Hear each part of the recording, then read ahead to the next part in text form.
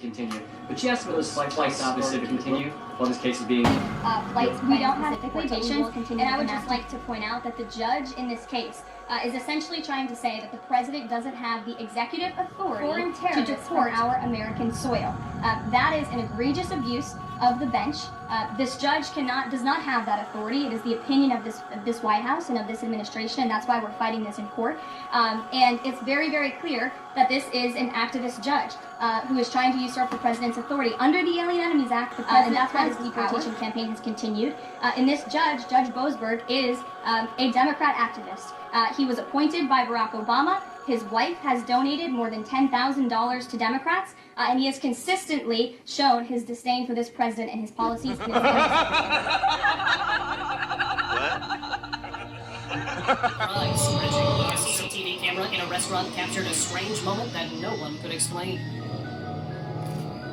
A man, appearing to be a worker, casually reached for a bottle, but instead of just grabbing it normally, his arm stretched longer than should have been humanly possible. He grabbed the bottle, acting like nothing unusual happened, and before that, he went to the table of the camera with a creepy, knowing stare, as if he was aware of what he was about to do, and just didn't care that his superpower was gonna be revealed, or maybe that was his plan all along.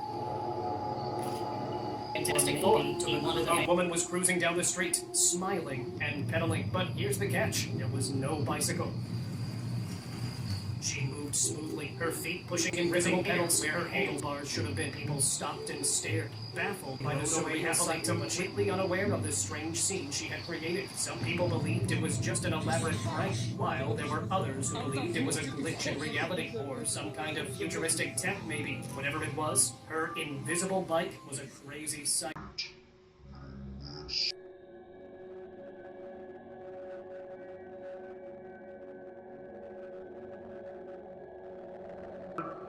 67% of all of the injunctions in this century have come against which president? Donald J. Trump. Let me say that again. 60% of the injunctions by partisan activists in the judicial branch have come against President Donald Trump, and 92% of those have been from Democrat-appointed judges. Clear concerted effort by leftists who don't like this president and are trying to impose or slow down his agenda.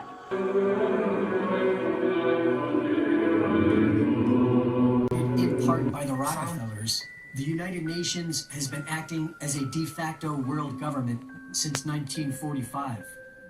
Starting in the 1950s, the UN began funding scientists to measure for carbon dioxide. And in 1992, they drafted what they describe as the International Legal Instrument for the Conservation of Biological Diversity, and outlined their plans to seize control of land under the guise of climate conservation, known as Agenda 21, because they wanted to accomplish their goals by the 21st century. But by 2015, they were failing and officially pushed their deadline back with Agenda 2030. In 2010, the Rockefeller Foundation published Scenario for the Future of Technology and International Development, wherein they outlined 4 different ways of achieving their goals, which they wrote, once crossed, these axes create a matrix of 4 very different futures. In 2020, they crossed the axis into the lockstep matrix. In 2022, at their 15th Convention on Biological Diversity, COP15, the UN increased the amount of land they plan to steal to 30% by 2030.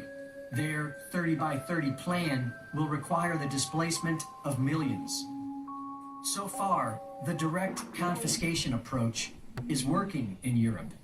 The Dutch farmers have been peacefully protesting, but they are being shot at by the police, and so the government isn't stopping, which is why the direct approach won't work in America. Less than a year after Agenda 21 was drafted, the U.S. federal government attempted stripping away constitutional land rights from the Bundy family in Nevada. It was fought in the courts for decades and resulted in a peaceful protest with armed protesters.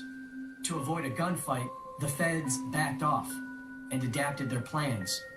In 2008, the Rockefeller Foundation published America 2050, a strategy to reclaim natural resources and reform the federal role in land use.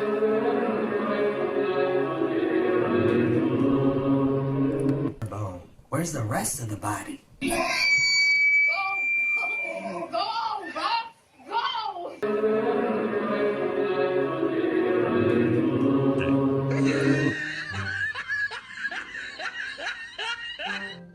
Violent, he's dangerous. He showed zero remorse when he was being interviewed. In fact, when we attempted the interview, he met the original deputy. And he didn't say, "Mom's in here, Mom's bleeding to death, Mom needs help." He looked the deputy in the eye and says, "Zero emotion about her. She's bleeding. She's got a problem." He is a dangerous human being. The defense claimed that Catherine's death was actually a case of, quote, by son.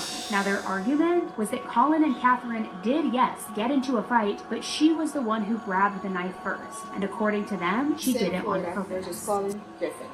We, the jury, find as follows. As to the defendant in this case, the defendant, as to count 1, the defendant is not guilty. As to count 2, the defendant is not guilty. That's right. The whole by son argument, it worked. The trial ended on February 4th, and by February 5th, 2025, the jury found Colin not guilty. Not guilty on all charges.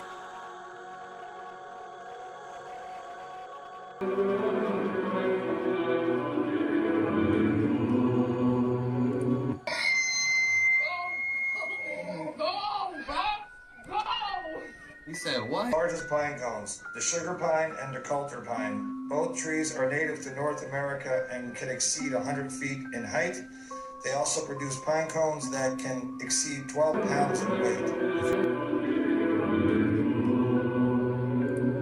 When you look at this, you see a kid. When I look at him, I see a psychopath. He's already, at 17 years of age, shot and killed his father and got away with it, and stabbed his mother in the neck so hard that the knife went all the way through and was to the back of her Lotus neck. police And she spotted a died stolen there. car and tried to pull it over. What happened next turned into a heart-pounding chase that no one could have predicted. But the most shocking part, it's not just the chase, but rather who was behind the wheel. Trust me, you'll want to see this. But first...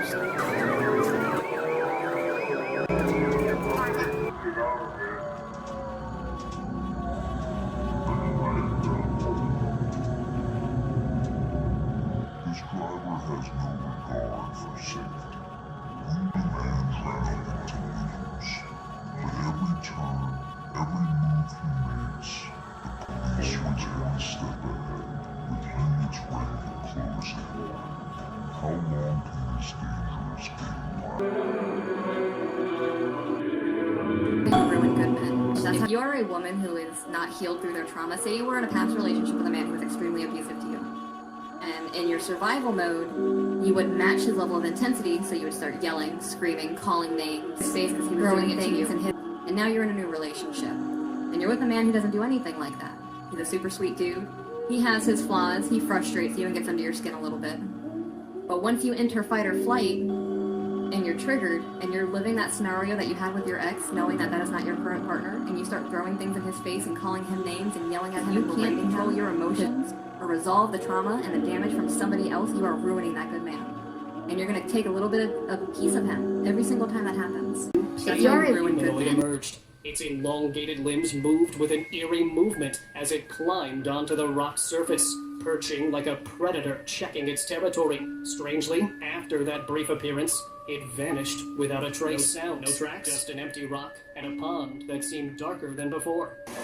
What lurks beneath its surface remains a chilling mystery. During these ceremonies, was Satan the devil ever referred to? He was called Lucifer. What did they say about the devil, about Lucifer? That killing the people made him happy. Sacrifices to please the devil, according to Tariq's place at a house, somewhere in the country. It was big, expensive. From the front, it looked like a castle. It had a long drive and big double wooden doors. Do you think they were rich people then? If you watch this full interview, it is heartbreaking. The thing that hurt me the most was it was her own nana that initiated him into this nefarious, evil cult. But you heard what the girl said. They were all rich, they all had mansions. Sound like people we know. Yeah, the elite.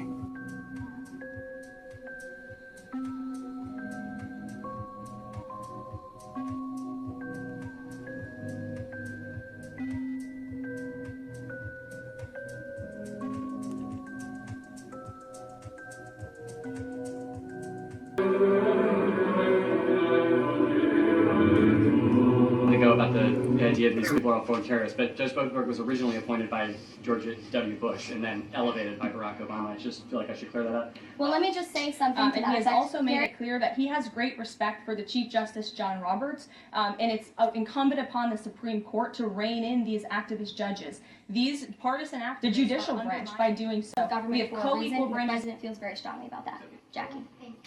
What options does the president have to, he said he's going to follow court orders. He wouldn't defy a court order, but he's raised these concerns about these judges acting in such a partisan way.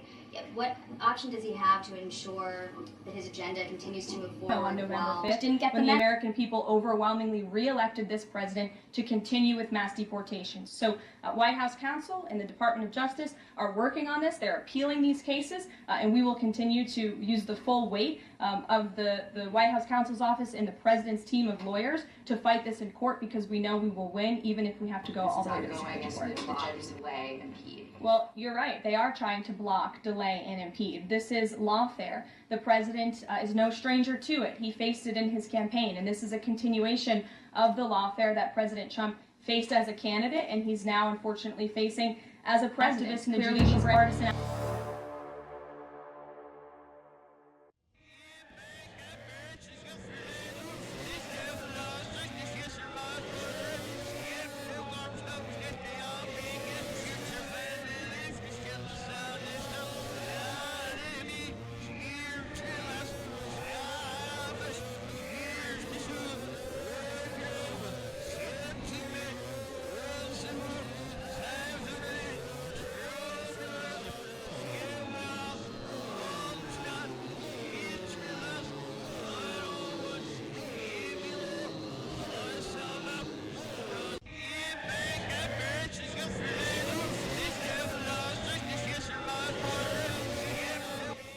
A spectator captured a baffling. Riders were galloping across the field, but where were the horses? The riders moved as if seated on something, their hands holding invisible reins. Some laughing nervously, while others in disbelief. Were the horses cloaked by some weird illusion, or was this some sort of a glitch?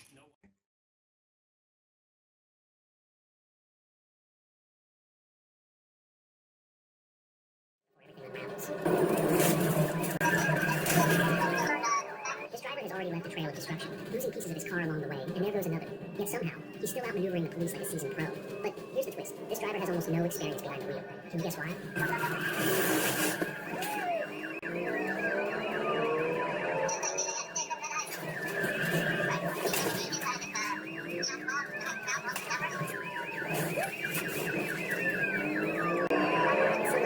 Three police cars closing in, and the suspect's vehicle spun out.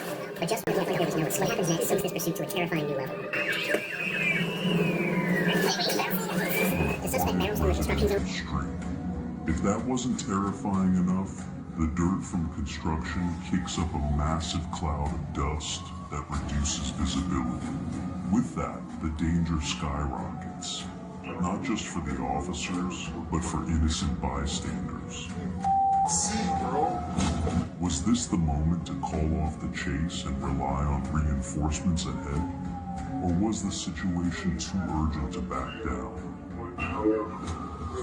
Everyone climbing riverbed. Choppers to the entranceway to the stadium.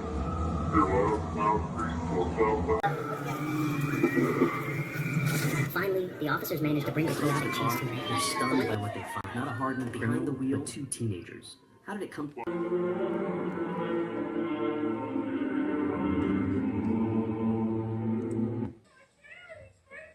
Pointless to drive through here with no food, I know, but you are so handsome. Hi. Yeah, you're so handsome.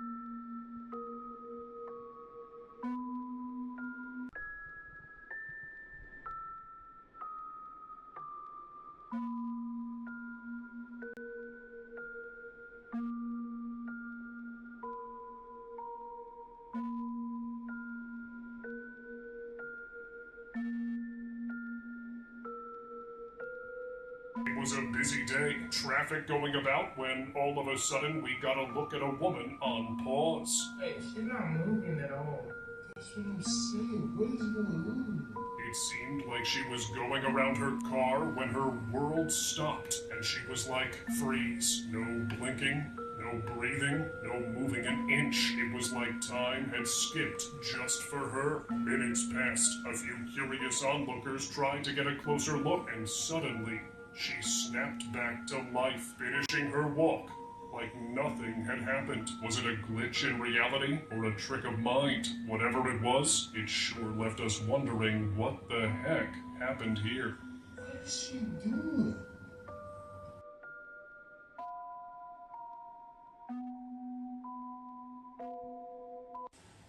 Bizarre creature. A group of friends was enjoying a camping trip when their trip took an unexpected turn. They saw a bizarre creature walking on 4 legs. Its body was covered in patchy hair, but its frame looked almost skeletal, with a white bony structure peeking through. The most unsettling part? It had no visible face, just a blank, featureless head. The creature moved slowly, almost awkwardly. The friends were left stunned, unsure of what they had just witnessed. When they shared the story, some dismissed it as an animal they couldn't recognize. Others wondered if it was something unknown, a creature that defies explanation. Their camping trip became a story they'll never forget, a reminder that the woods can be full of surprises, especially when you least expect it.